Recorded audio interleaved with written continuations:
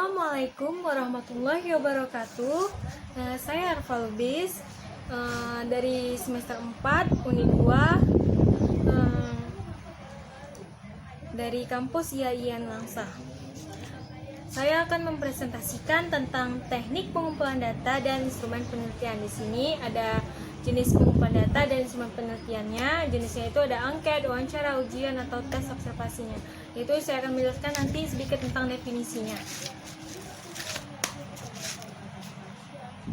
Kemudian definisi pengumpulan data yaitu proses atau cara perbuatan penelitian, pengumpulan atau menghimpun data. Sedangkan instrumen penelitian itu adalah alat bantu yang dipilih dan digunakan oleh peneliti dalam kegiatannya mengumpulkan data.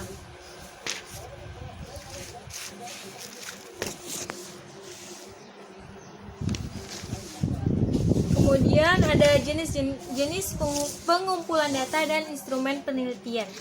Itu jenisnya ada kuesioner atau angket, kemudian ada interview atau wawancara, kemudian ada tes dan observasi. Bisa kita lihat di tabel yang lebih lengkapnya lagi.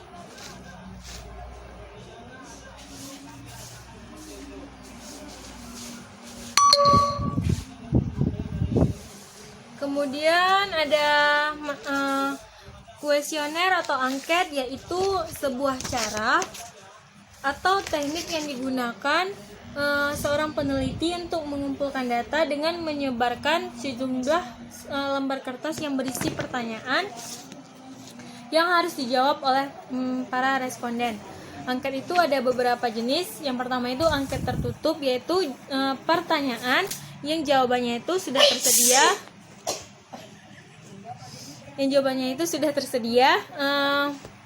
Contohnya itu, setujukah jika SPP dihapuskan? Jawabannya itu ada ya atau tidak. Kemudian ada angket terbuka, yaitu pertanyaan terbuka. Responden itu diberikan kebebasan untuk menjawab pertanyaan dengan kalimat sendiri dan sesuai dengan apa yang ia ketahui. Contohnya itu, bagaimanakah pendapat Anda tentang hukum yang berlaku di Indonesia? Kemudian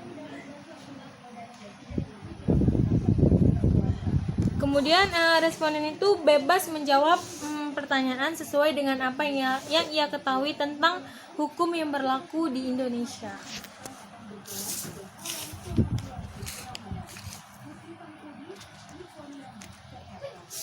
Kemudian ada contoh kisi-kisi angket, yaitu tentang di sini saya mengambil tentang angket kreativitas belajar matematika.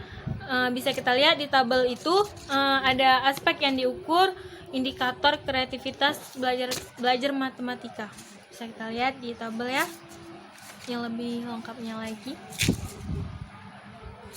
Kemudian ada kelebihan dan kekurangan kuesioner.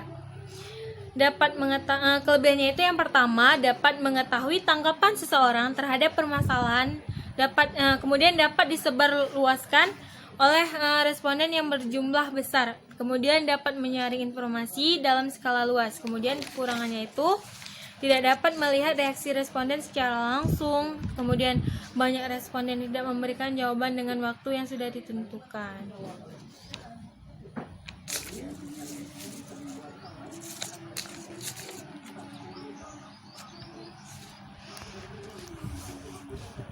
Kemudian ada interview dan wawancara, yaitu mengumpulkan informasi dengan cara percakapan antara dua orang atau lebih dan berlangsung antara narasumber dan pewawancara.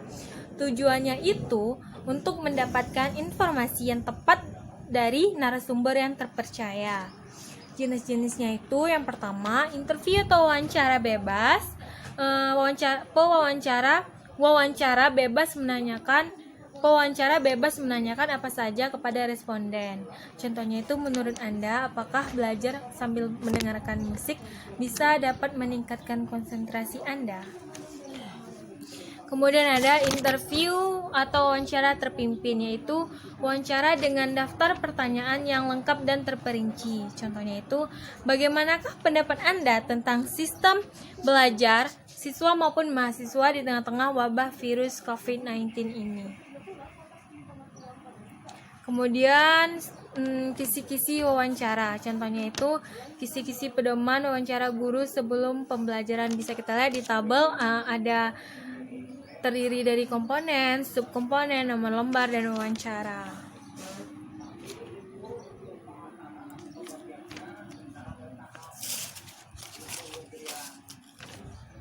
Kemudian ada tes. Tes itu pertanyaan atau latihan yang bertujuan untuk mengukur keterampilan, pengetahuan, intelijensi, kemampuan, atau bakat seseorang.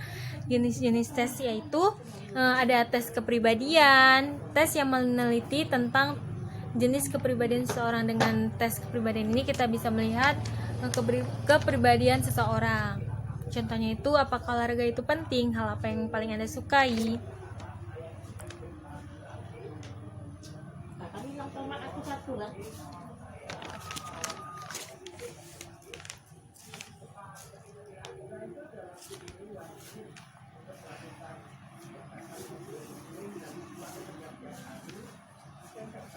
Kemudian ada tes bakat, yaitu tes yang dilakukan untuk mengetahui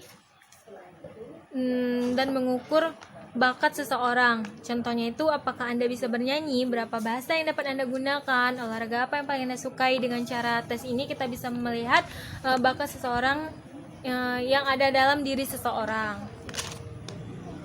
Kemudian ada tes hasil belajar, yaitu untuk mengukur hasil pencapaian seseorang dalam bidang ilmu pengetahuan. Contohnya itu, jelaskan yang dimaksud dengan transmigrasi dan imigrasi. Dengan cara ini kita bisa melihat jawaban dia itu seperti apa, dan kita bisa melihat seberapa luas ilmu pengetahuan dia tentang transmigrasi dan imigrasi.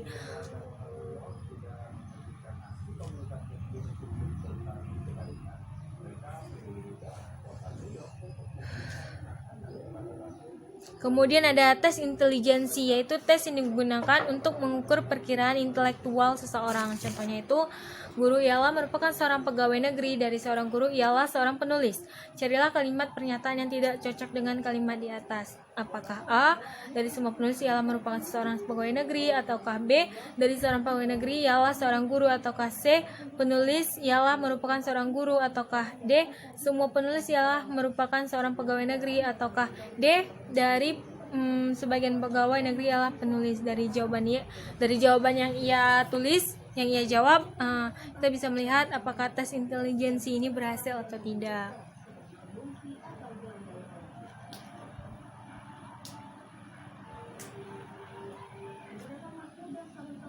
Kemudian ada tes sikap, yaitu pengukuran terhadap berbagai sikap seseorang. Contohnya itu, ketika Anda sedang berdebat dengan seseorang dan akhirnya Anda sangat marah, apa yang Anda lakukan dengan tangan Anda? Kita bisa melihat apakah dia seorang arogan atau tidak, bagaimana sikap dia ketika dia marah. Dengan jawaban dia kita bisa melihat itu semua.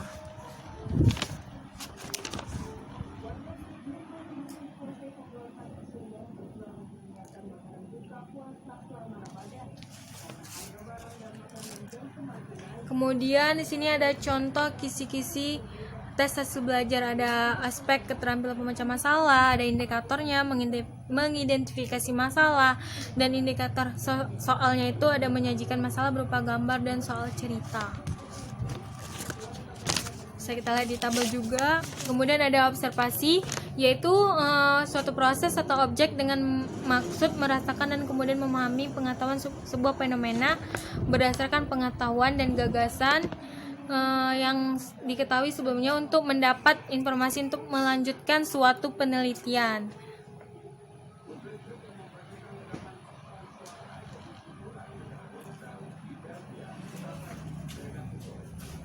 Kemudian setiap indikator pada lembar observasi diberikan penjelasan tentang kriteria dan pembobotannya.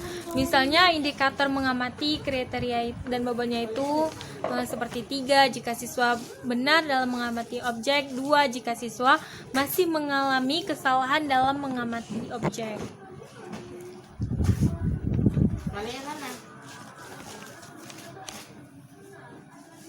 Kemudian ada kelebihan dan kekurangan observasi. Yang pertama itu kelebihannya, Metode observasi sangat bermanfaat bagi pemenuhan rasa ingin tahu pada siswa, kemudian menyajikan media objek secara nyata dan tanpa manipulasi, kemudian siswa akan memiliki motivasi belajar yang tinggi. Kemudian kekurangannya itu ada memerlukan waktu persiapan yang lama dan hanya ini yang dapat saya sampaikan. Lebih dan kurang saya mohon maaf. Wabillahi taufiq wal hidayah. Wassalamualaikum warahmatullahi wabarakatuh. Thank you for watching.